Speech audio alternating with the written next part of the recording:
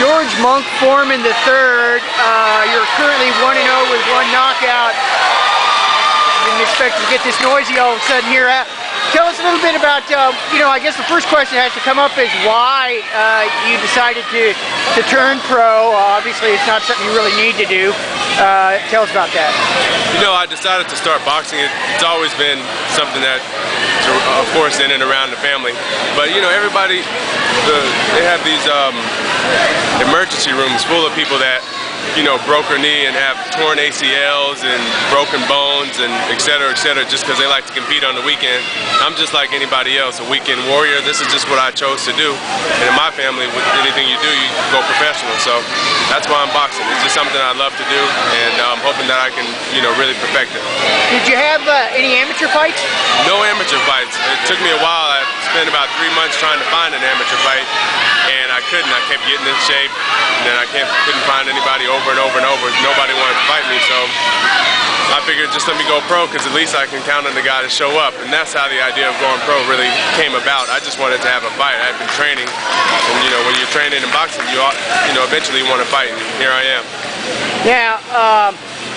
Tell us about this first fight that you had over there in Kinder. Yeah, I fought Clyde the Stalker Weaver in Kinder, Louisiana. It was a good fight. It lasted just over a minute. I went out there and did exactly what my father told me to do, and I was happy, most importantly, just to get my first fight over with. I'd never had any amateur fights or anything, so I just wanted to see what it's like to get out there and compete.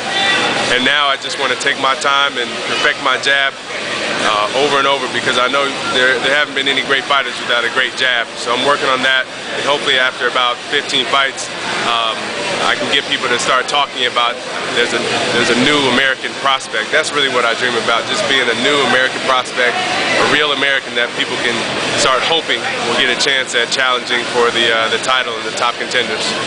Tell us about your size. Whatever, you're like about 6'4", 6'3", yeah, 6'4"?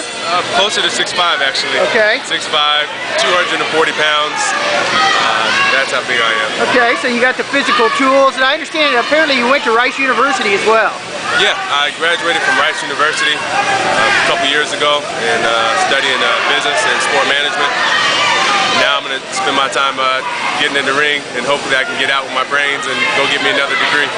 And you had a fight scheduled for I think yesterday, this guy George Burridge in Redondo Beach, and that got pushed off, and now it's scheduled for Las Cruces.